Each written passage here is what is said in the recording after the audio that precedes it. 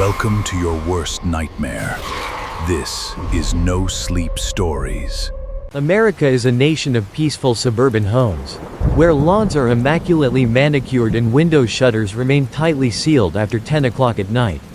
Yet behind that facade of safety, solitude is the most terrifying monster of all.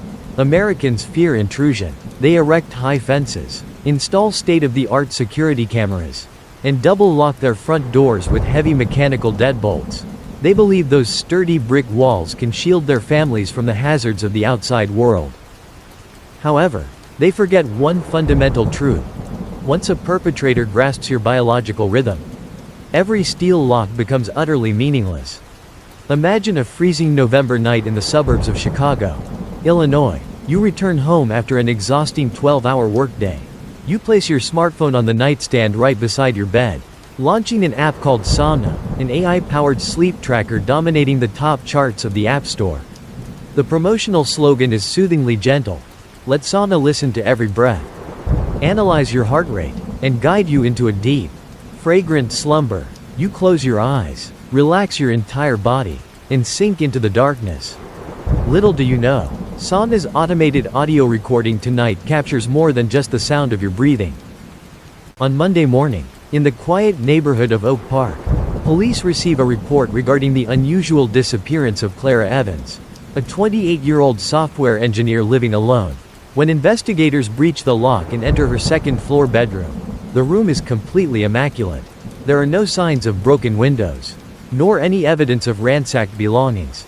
Her expensive laptop sits untouched on the desk, and her wallet remains intact. Yet Clara lies there, flat on her back upon a white feather mattress. Her hands are neatly folded across her chest, resembling a corpse prepared for a funeral service. What stuns even the most seasoned police officers into horrified silence is her face. Clara's entire face is buried beneath a smooth, hard layer of white plaster, covering her completely from her hairline down to her chin. The plaster layer is nearly 2 inches thick, tightly molding to every contour of her nose, eye sockets, and cheekbones like a flawless cast. At her mouth, the killer carefully carved 2 small holes half a centimeter in diameter for air, before using a sharp instrument to etch onto the plaster surface a wide smile stretching all the way to her ears. It is not a human smile, but the grotesque, ear-to-ear grin of a cracked porcelain doll in the dark. The autopsy returns a cruel verdict. Clara died of respiratory failure and extreme psychological shock. There are no bruises on her wrists, nor any foreign cells under her fingernails. This signifies that the victim offered no resistance whatsoever. She lay completely still throughout the perpetrator's deliberate process. The killer brought a bag of medical plaster powder, used a glass bowl from the victim's own kitchen, and leisurely mixed it with water into a thick paste. He stood right beside the bed, meticulously spooning the cold plaster over her eyes, nose, and lips. Medical plaster releases heat as it sets, reaching temperatures close to 60 degrees Celsius.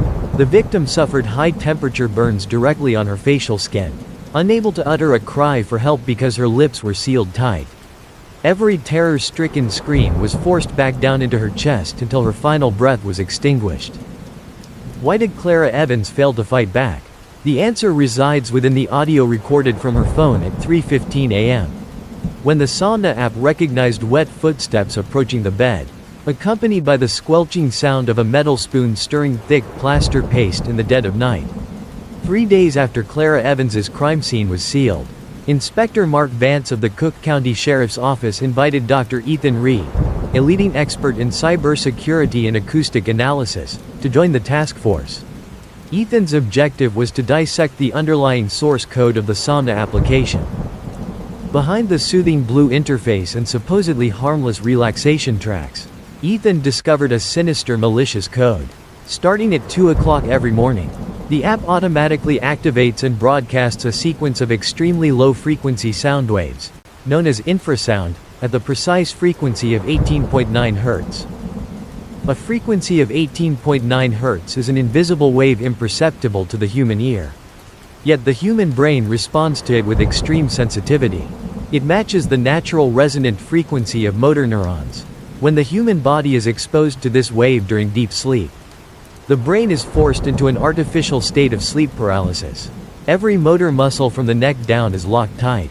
You remain fully conscious. Your eyes can open wide. But your body is transformed into an immobile block of stone. This explains why Clara Evans lay motionless upon her bed at 3 o'clock in the morning, as the 18.9 Hz frequency hummed from the phone on her nightstand. Clara opened her eyes. The bedroom was pitch black. She wanted to reach for her phone, but her arm felt heavy as iron. She wanted to call for help, but her throat was utterly paralyzed. Out from the dark corner of the room, a tall, gaunt shadow stepped forward. He was in no rush. He knew his victim was trapped by the sound wave. He approached, bending down right over her face. Wearing rubber gloves, he caressed her cheek before leisurely pulling out the glass bowl to mix the plaster.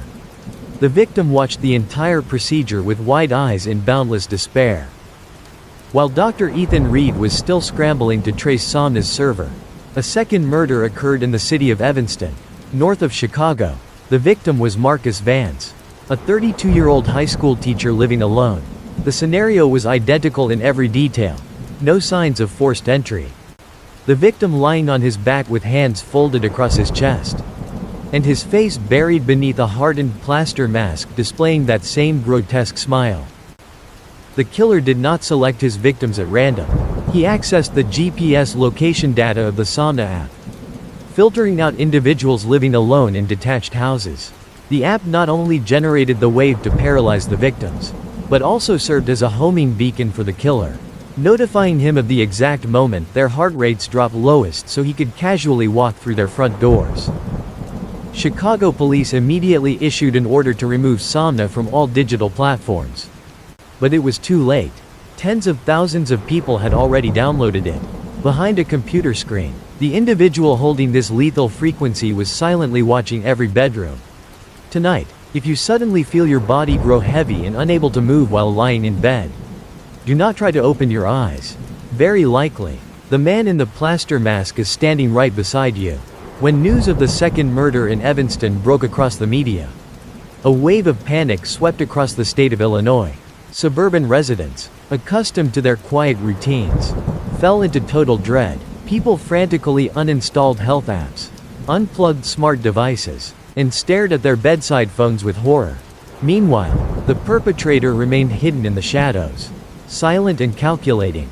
At Cook County Sheriff's headquarters, the task force worked through the night beneath flickering fluorescent lights. On the large glass wall, crime scene photos of Clara Evans and Marcus Vance hung side by side. Two chalk white plaster faces, two carved smiles stretching to their ears as if mocking the authorities' every effort. Dr. Ethan Reed sat before multiple computer monitors running millions of command lines. With the assistance of federal cybersecurity experts, he pinpointed the origin IP address, the source issuing the 18.9 Hz activation commands and receiving GPS data from Somna. The signal did not lead to a modern data center or a downtown Chicago skyscraper. It originated from an abandoned industrial wasteland in the southern part of the city, once a bustling construction material and plaster factory from the 1970s. Inspector Mark Vance immediately mobilized a SWAT tactical unit. Under pouring night rain, 3 unmarked black vehicles sped toward the old industrial district. The derelict factory emerged from the darkness like the iron skeleton of a giant beast. The stench of damp insulation, decaying concrete, and chemical residue hung heavy in the air. Tactical officers moved in formation, rifle-mounted laser beams sweeping every dark corner of the collapsing warehouse. After nearly an hour of searching, they discovered a heavy steel door hidden behind rotting sacks of plaster powder in a corner of the main warehouse. The door was unlatched, revealing a steep concrete staircase leading beneath the earth. Vance signaled his team. The tactical squad carefully descended step by step. The deeper they went, the more the temperature plummeted. The underground air was bone dry and reeked of fresh plaster powder mixed with embalming chemicals. When the high-powered flashlights swept across the vast basement, everyone froze. The basement, spanning hundreds of square meters, was far from empty. Mounted across 4 gray concrete walls were hundreds of plaster masks arranged in neat, orderly rows. Each mask was meticulously cast, capturing the precise cheekbones, nasal bridge, and closed eyes of a human being. Beneath each mask sat a small label recording full name, date of birth, home address, and GPS coordinates.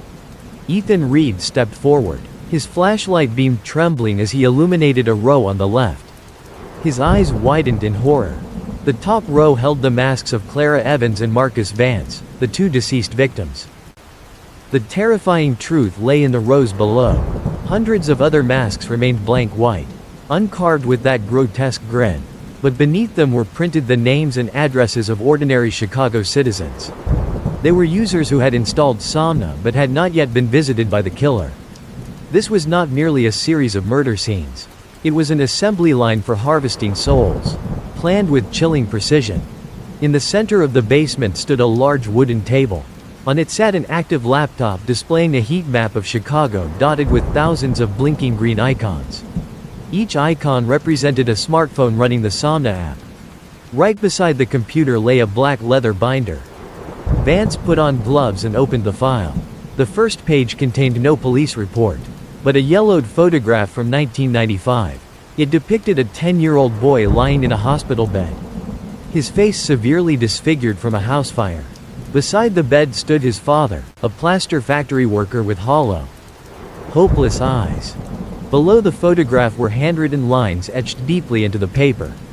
Human beings are truly equal only when their faces are erased. The perfection of society lies not in false smiles on the outside, but in absolute silence within the dark. Before Vance could finish reading, the laptop on the table emitted a sharp chime. The heat map vanished. A new command window opened automatically. The 18.9 Hz sound wave began broadcasting at maximum capacity from the central server. But this time, the target was not a random address in the city. On the screen, the GPS coordinates displayed the private residence of Inspector Mark Vance, where his 15-year-old daughter was sleeping alone in the night. A sharp pain surged through Inspector Mark Vance's chest. The computer screen in the basement flashed red, displaying his home address in Naperville.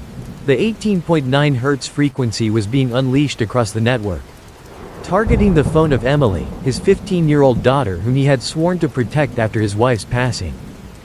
"Call your daughter now," Dr. Ethan Reed shouted, his voice tearing through the thick plaster-scented air. Vance bolted out of the abandoned warehouse. He dialed his daughter, his hand shaking violently. The long ringing tones felt like blades slicing through his eardrums. No one answered. At 15, Emily always kept her phone on "Do Not Disturb" while playing relaxation music before sleep. Tonight, that phone rested on the wooden table right beside her pillow. 3 SWAT vehicles sped at top speed toward western Chicago.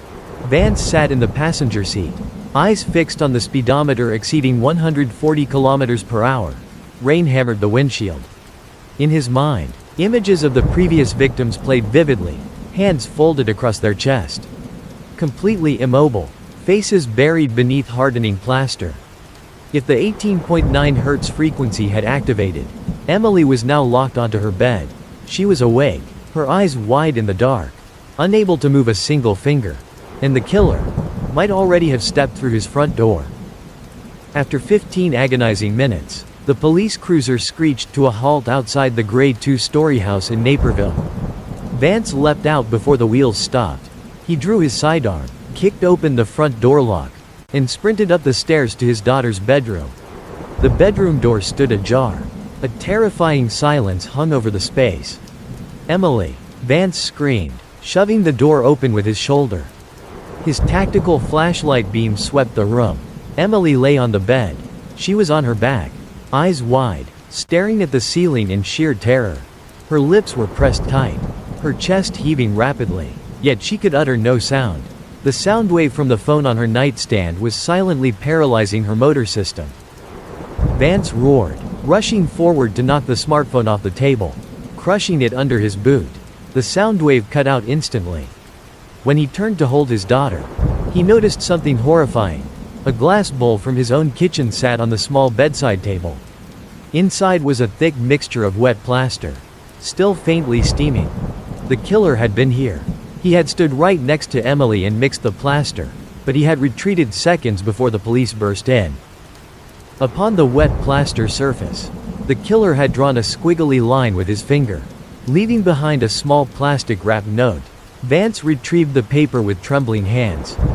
It was not a threat, but a list of 5 names.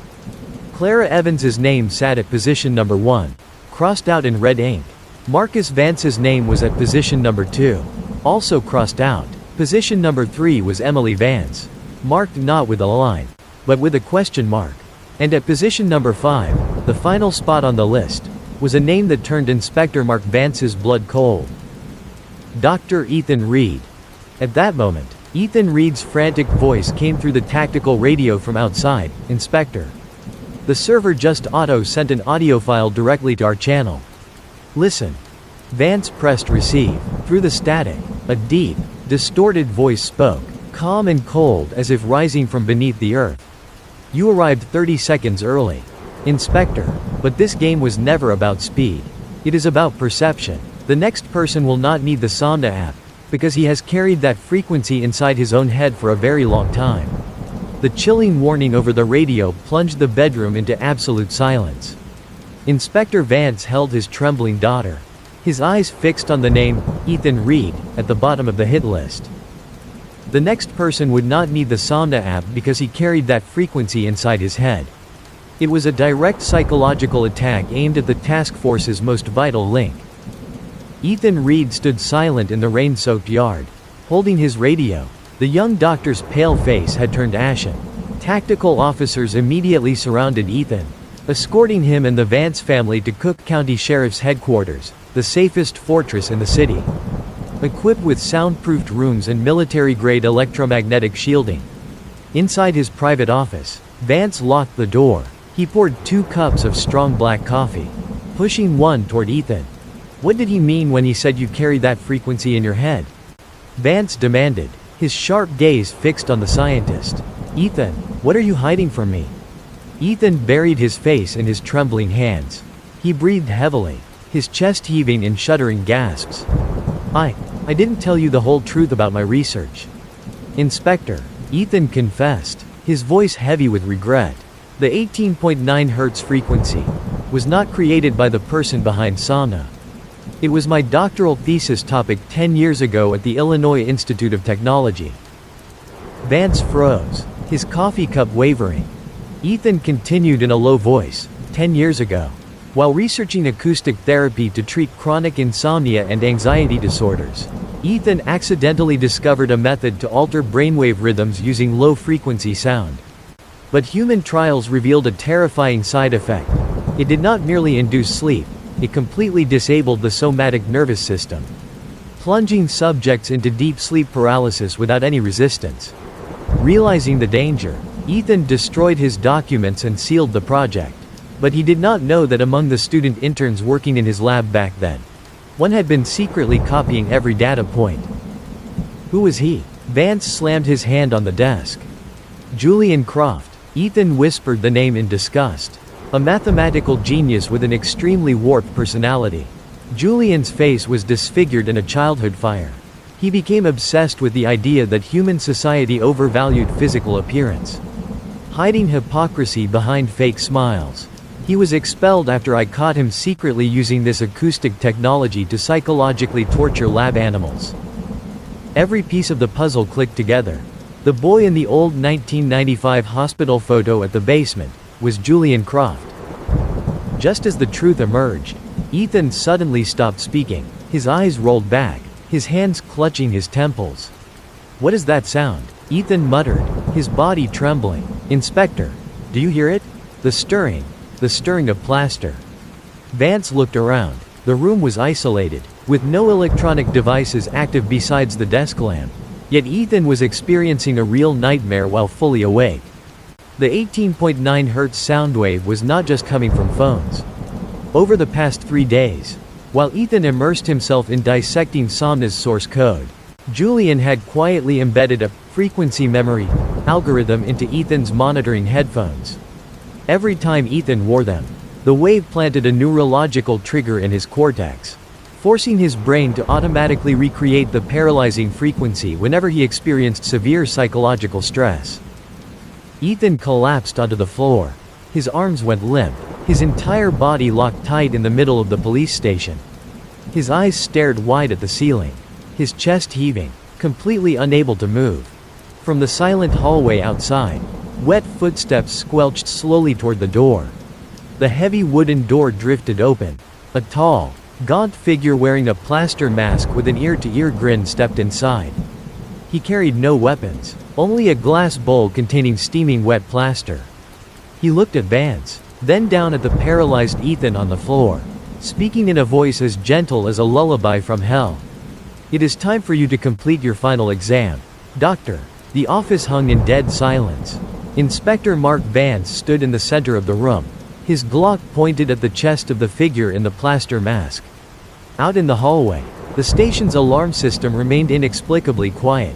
Julian Croft had somehow neutralized the guards without firing a single shot. "Freeze! Drop the bowl or one shoot," Vance shouted, his index finger trembling on the trigger. Julian stood still. The chalk-white mask reflected the cold fluorescent light. Beneath it, his eyes were hollow, empty, and terrifyingly calm. "You won't shoot, Inspector." Julian's voice drifted through the plaster, eerie and smooth, "because you know that if you fire, the bullet will pass through me and hit the feedback wave transmitter hidden inside my coat. When that signal breaks abruptly, Ethan Reed's cerebral cortex will be permanently destroyed in a second." Vance looked down. Ethan lay on his back, eyes staring helplessly at the ceiling. His chest heaved violently, trapped by the 18.9 Hz frequency he had created years ago. Julian took a slow step forward.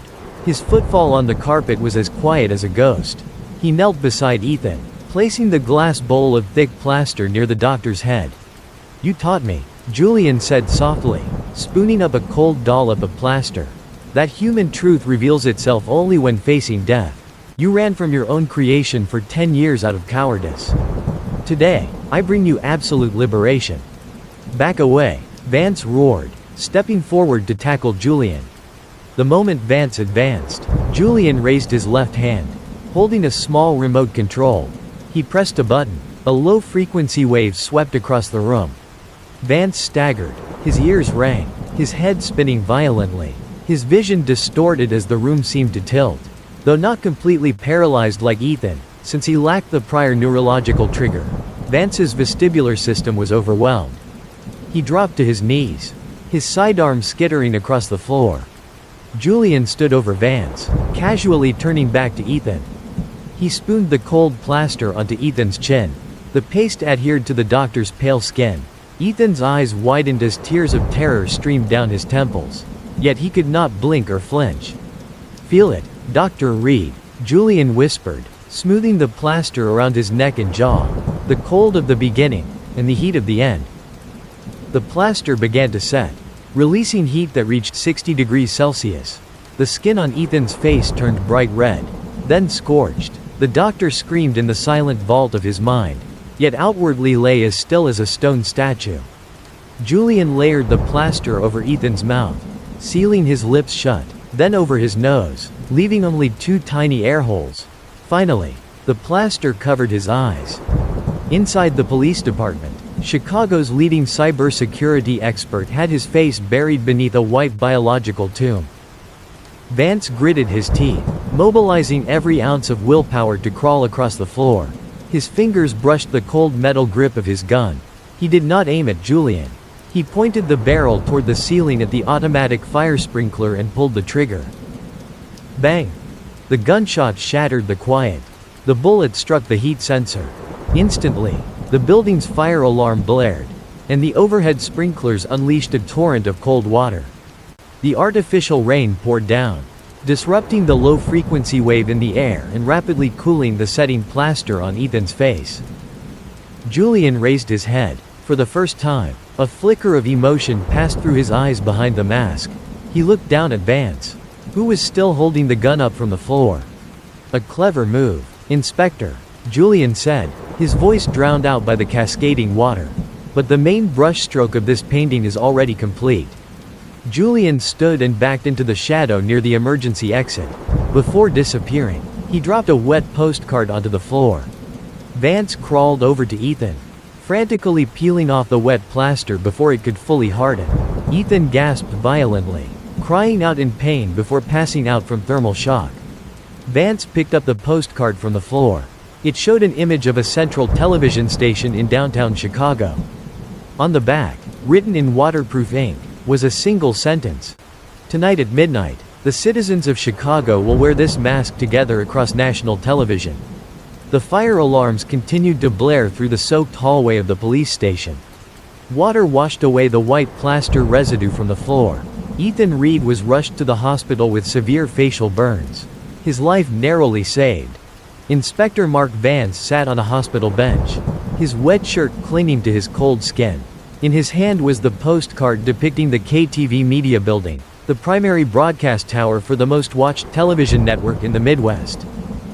Julian Croft's message was clear: at midnight, he would use the television broadcast infrastructure to beam the 18.9 Hz frequency straight into millions of living rooms. At 10 p.m., Vance and a SWAT squad arrived at the top floor of the KTV building. Station director Arthur Vance met them in the control room, pale with panic.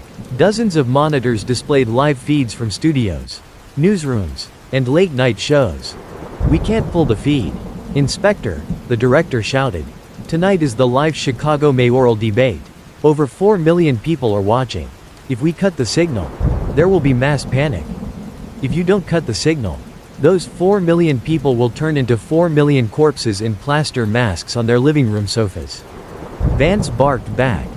Vance ordered an immediate lockdown of the broadcast system. Police technicians worked with network engineers to inspect every line and encoder. But Julian Croft was already one step ahead.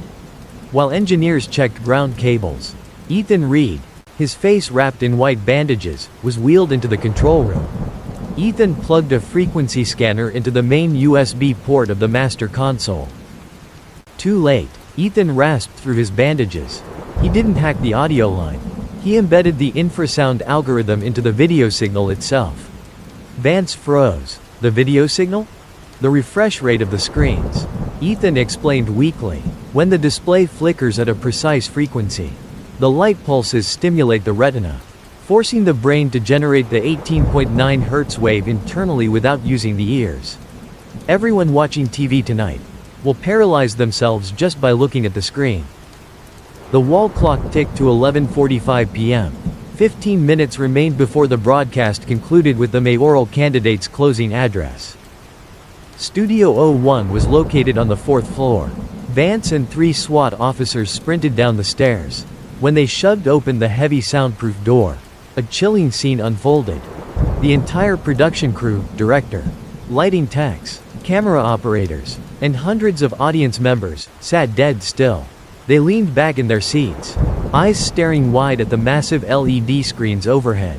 No one moved. No one blinked. Everyone had fallen into total motor paralysis triggered by the screen's light pulses. On the main stage, the mayoral candidate stood frozen like a statue. Standing right behind him was a tall, gaunt figure. Julian Croft had shed his dark clothes for a suit, but still wore the plaster mask with its ear-to-ear grin. In his hand was the glass bowl of wet plaster. He leisurely spooned plaster onto the face of the terrified politician, live in front of multiple cameras broadcasting to 4 million homes across Illinois. Julian turned to look at Vance. Through the camera lens, his mask's grinning face appeared on millions of home screens.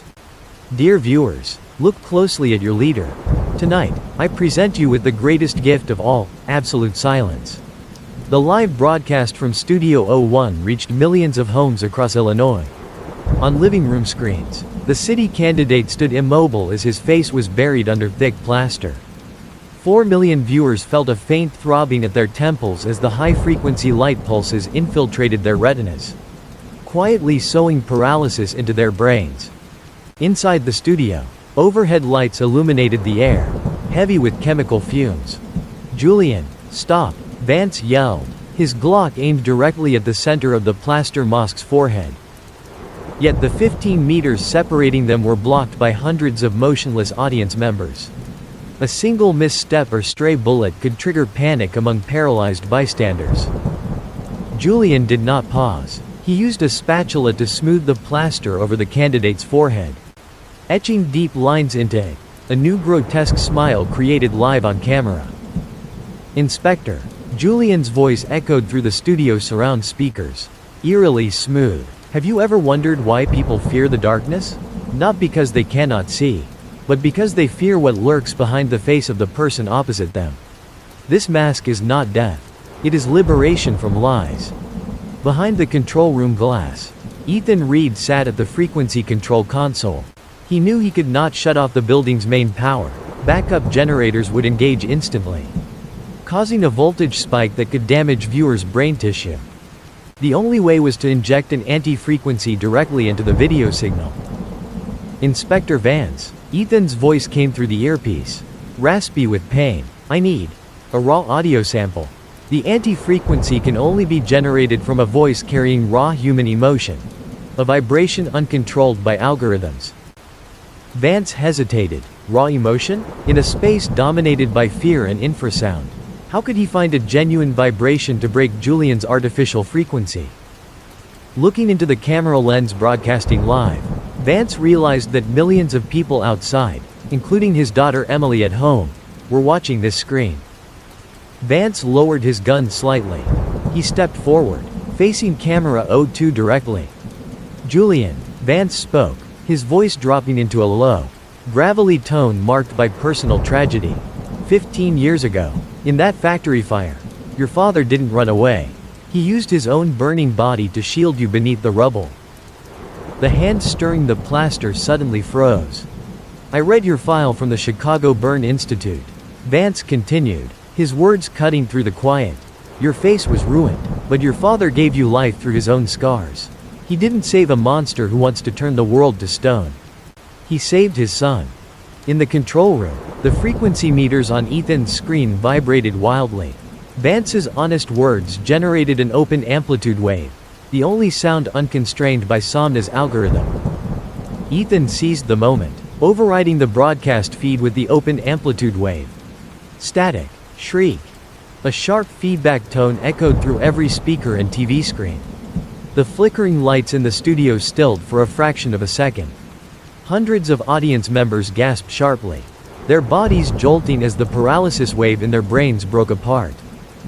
The mayoral candidate collapsed onto the podium, coughing under the wet plaster. Julian raised his head, the eyes behind his mask wavering. He looked down at the glass bowl in his hand, where the plaster mixture began to crack under the anti-frequency's effect. You lie, Julian whispered, his voice losing its composure for the first time. All of you, lie. Julian slammed the glass bowl onto the floor. Glass shattered loudly over the panicked cries of the awakening audience. He pulled out a pocket detonator and pressed the button. Boom. The studio's overhead lights exploded simultaneously, plunging the space into total darkness. Exploding overhead lights shattered the darkness, echoing sharply off the studio walls. Glass shards and sparks rained down like metallic dust. Studio 01 fell into chaos as panicked audience members stumbled from their seats after breaking free from the paralysis. Inspector Mark Vance was thrown backward by the blast, his back slamming hard against the podium base. A sharp pain shot through his chest. Amid the dark, illuminated only by flickering fires from shorted wiring, Vance switched on his weapon-mounted flashlight. A beam of white light cut through the smoke. On the stage, the mayoral candidate squirmed on the floor, frantically scraping at the wet plaster on his face. Vance rushed over, pulling away the remaining plaster to clear the man's airway. The politician gasped for air, coughing in the water pouring from the ceiling sprinklers. Julian Croft was gone. A trail of wet, chalky water stretched across the floor toward the technical exit behind the stage. Vance picked up his Glock, ignored his chest pain, and pursued the wet footprints. The technical corridor extended deep into the building, lit only by the red glow of emergency lights. Vance's footsteps echoed sharply against the concrete floor. The cold night air from Lake Michigan rushed in as he neared the roof exit. Vance pushed open the heavy steel door leading to the 45th floor rooftop.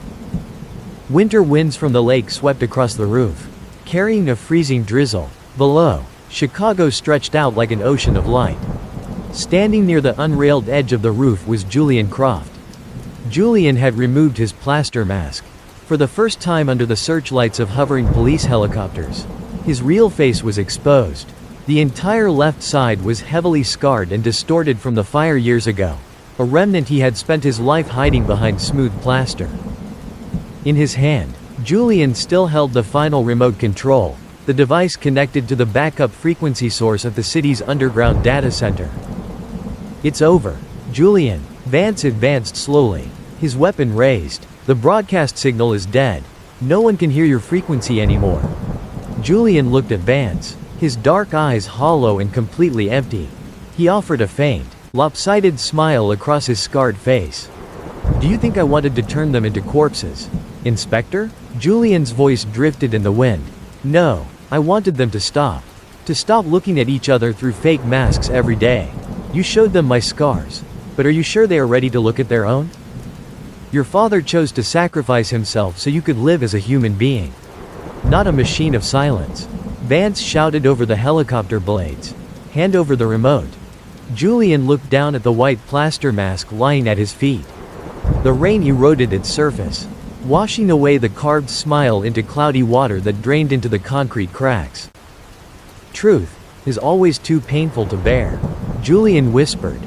He raised the remote, but instead of pressing the activation button, Julian smashed the device against the concrete ledge. The remote shattered into plastic pieces and circuit boards, scattering into the abyss below. Julian stepped backward, his heels rested on the edge of the roof. "Julian, no!" Vance lunged forward, reaching out to grab his coat. It was too late. Julian smiled, his first genuine smile, and let himself fall into the dark night of Chicago, leaving behind a shattered plaster mask melting beneath the cold rain. The storm over Chicago cleared as dawn broke over Lake Michigan. The dark clouds receded, making way for pale morning light that reflected off the wet suburban streets. The city awoke after a night spent on the brink of total silence. Inside Cook County Sheriff's headquarters, the room was quiet enough to hear dust settling. The Somna app server had been completely purged from the network. Thousands of Chicago residents woke up to a new day, oblivious to the nightmare they had narrowly escaped. On Inspector Mark Vance's desk lay File 05. The scene photos, audio recordings of the 18.9 Hz frequency, and fragments of the final plaster mask recovered from the rooftop were neatly organized. Vance pressed a red seal onto the binder, stamped with the words, "Top Secret, National Archive Preservation." The office door opened softly. Dr. Ethan Reed walked in, his face still wrapped in bandages covering his burns. His eyes were calm, but filled with a quiet sadness. "Is it truly over, Inspector?" Ethan asked quietly, staring at the sealed file. Vance poured a glass of warm water and handed it to Ethan. "Legally and technically, Julian Croft is dead. Somna has been deleted, and the 18.9 Hz frequency has been wiped from all broadcast systems. But humanly, I'm not so sure." Ethan looked out the window. People were hurrying along the sidewalks, absorbed in their smartphones, scrolling through notifications, edited profile pictures, and sending smiling emojis. Julian was right about one thing, Ethan murmured. People today are deeply lonely. They build security walls and perfect facades to hide their vulnerabilities. They long to be heard, yet entrust that need to an unfeeling algorithm. And when they close their eyes each night, they are completely defenseless. Vance remained silent. He pulled open a large steel cabinet in the corner of the room. Inside rested dozens of other thick, sealed binders. File 01, File 02, File 03, File 04. Each file represented a dark urban legend from across the country. Vance placed File 05 into its designated slot and secured the cabinet with 3 mechanical locks. That evening, Vance returned to his house in Naperville. Warm yellow light filled the living room. Emily sat at the dining table, neatly placing her smartphone inside a wooden box, a new habit the two had agreed upon. Vance walked over and wrapped his arms around his daughter. He felt her warmth, her quiet breathing, and the real vibration of life. No paralyzing waves, no hardening plaster, only genuine connection between human beings. Before turning off the last light in the house, Vance stepped toward the window. Looking out into the vast night, thousands of suburban homes remained lit. Thousands of phones rested quietly on nightstands as people drifted off to sleep. Julian Croft's death on the rooftop of the KTV media building seemed to mark the end of the nightmare known as Somna. Yet in the digital realm, the death of a human being does not always mean the demise of an algorithm. Once unleashed into cyberspace, a dangerous algorithm will seek survival much like a biological parasite.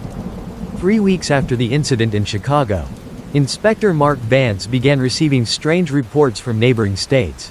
In Milwaukee, Wisconsin, and then Indianapolis, Indiana, hundreds of miles from Chicago, a series of scattered deaths exhibited alarming anomalies.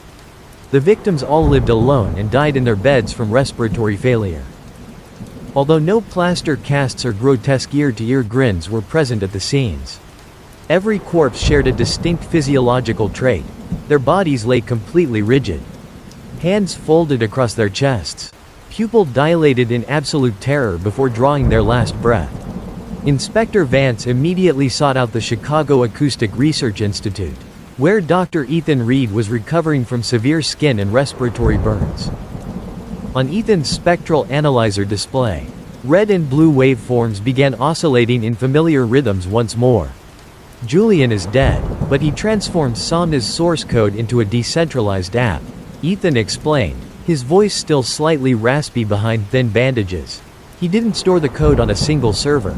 He fractured the 18.9 Hz frequency into thousands of tiny fragments, hiding them inside seemingly harmless audio files, rain sounds for sleeping, ocean waves, or even instrumental tracks played automatically on streaming platforms. Vance clenched his fists, meaning users don't even need to download the Somna app to be affected? Precisely. Ethan sighed bitterly.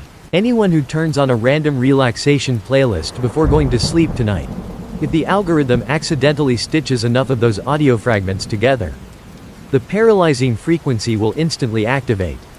The flesh and blood killer rested in the depths of death, but his legacy had dissolved into the digital air that millions breathed daily. Artificial sleep paralysis no longer required a hand applying plaster to execute its sentence. Fear itself, combined with a nervous system stripped of motor control, trapped victims in the dark, causing their hearts to stop from sheer internal panic. That very night, a new case occurred in the suburban district of Naperville, just 3 blocks from Vance's home. The victim was a 20-year-old female college student. When Vance stepped into the scene, wireless earbuds still rested in the girl's ears. Vance waded through the dark yard into the victim's bedroom. The room was so quiet that the faint whine of the infrasound frequency could be heard echoing softly from the earbuds that had fallen to the floor. And on the brick wall directly above the girl's bed, a message had been hastily painted with a plaster brush before the intruder fled. The mask is broken, but your true faces still bear the silence. Vance realized a truth far more devastating. Julian Croft had not acted alone. He had seeded his warped ideology into an underground internet collective, those who called themselves the Apostles of Silence. A new wave of panic spread rapidly across online communities. This time, the enemy was no longer a single identifiable individual, but an anonymous collective operating across dark web forums. This network called itself the Plaster Order. They revered Julian Croft as a martyr who had sacrificed himself to open the world's eyes, viewing the 18.9 Hz frequency as a method to cleanse modern society of its lies. They did not need to break into homes to mix plaster like Julian. Instead, they shared acoustic hacking tools, breaching home smart speakers, virtual assistant devices, and alarm clock apps on smartphones. Any device capable of emitting sound in a bedroom could become their murder weapon. Inspector Vance and Dr. Ethan Reed received orders from the Federal Bureau of Investigation, FBI, to form a specialized task force targeting acoustic crime. They were thrust into a whole new war, a battle against nameless phantoms in cyberspace. Ethan developed a counter software named Echo Shield, capable of automatically detecting and neutralizing the 18.9 Hz frequency the moment it was emitted from electronic devices. However, for this software to work effectively, It needed to be integrated directly into the operating systems of major smartphone manufacturers worldwide. A race against time began, as the government attempted to pressure tech conglomerates to deploy security patches. The Plaster Order launched mass activation attacks during weekend holidays, a time when millions rested and used evening entertainment devices. The climactic battle unfolded on New Year's Eve that year. The Plaster Order threatened to inject the paralyzing sound wave into the public address system at Millennium Park in Chicago, where tens of thousands gathered to count down to the new year. Vance and the tactical team secured the audio engineering area beneath the main stage. In the biting cold of the winter night, amid loud music and cheering crowds above, Ethan strained his mind against hundreds of distributed denial of service (DDoS) attacks executed by the cult's hackers to collapse the Echo Shield filtering system. At exactly 11:59 p.m., as the countdown clock began to tick down, 10, 9, 8, Ethan's monitor suddenly flashed bright red. A malicious data stream carrying the 18.9 Hz frequency at maximum amplitude breached the perimeter wall, surging straight into the main avenue's amplification system. The crowd above abruptly froze. The countdown thinned out and ceased entirely. Thousands packed onto the avenue began feeling a terrifying pressure in their chests. Their nervous systems grew numb under the assault of infrasound booming from high-power speakers. "Ethan!" Vance yelled, drawing his sidearm and aiming at the audio system's main power bank. "I'm shooting out the power." "Don't. Cutting power abruptly will cause a frequency spike that could induce mass strokes." Ethan screamed back, typing on his keyboard at an unprecedented speed. In the final second of the old year, Ethan did not attempt to block the wave.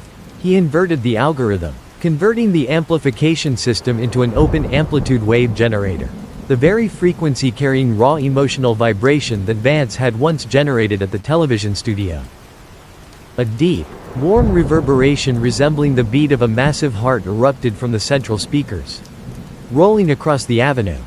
The open amplitude wave instantly negated the toxic infrasound. The crowd in the plaza snapped awake.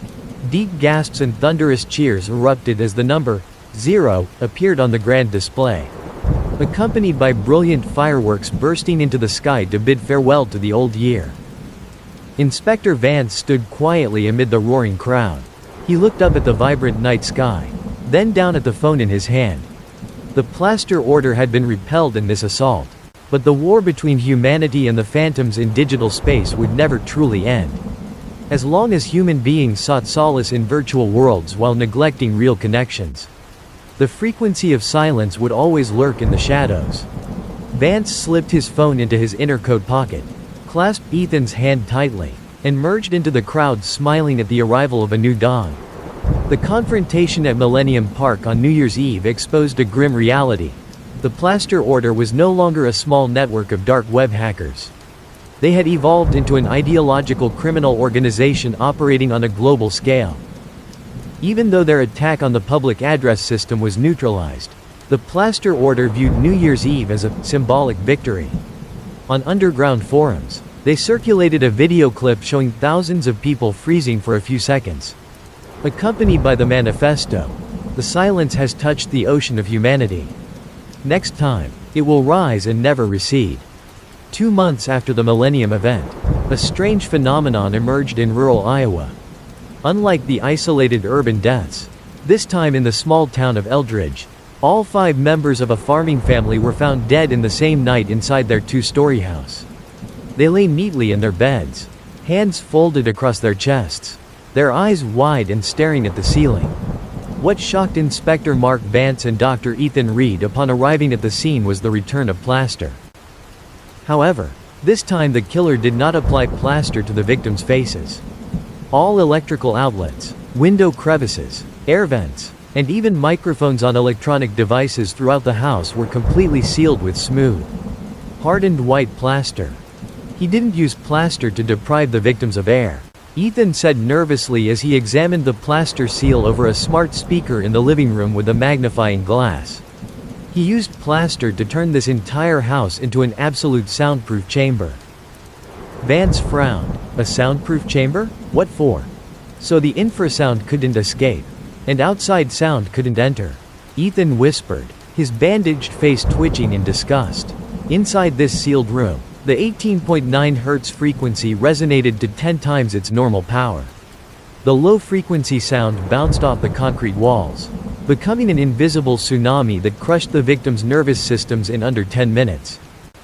The perpetrator of the Eldridge massacre intentionally left a clue. On the main door sealed with plaster, he used his finger to scratch the symbol of a halved mask, beneath which sat a set of GPS coordinates pointing straight to an old cemetery on the outskirts of Detroit, Michigan. Vance, Ethan, and an FBI rapid response team set off for Detroit immediately. Oakwood Cemetery was shrouded in the gray mist of early spring. Among rows of moss-covered marble tombstones, a fresh grave had been excavated. There was no headstone, only a crude wooden crate placed beneath the damp earth. When the tactical squad dug up the wooden crate with shovels, there were no corpses or explosives inside. Instead, it contained a self-made acoustic transmitter running on solar batteries and a tablet computer live streaming a pre-recorded video. On the tablet screen, a man sat in a dark corner.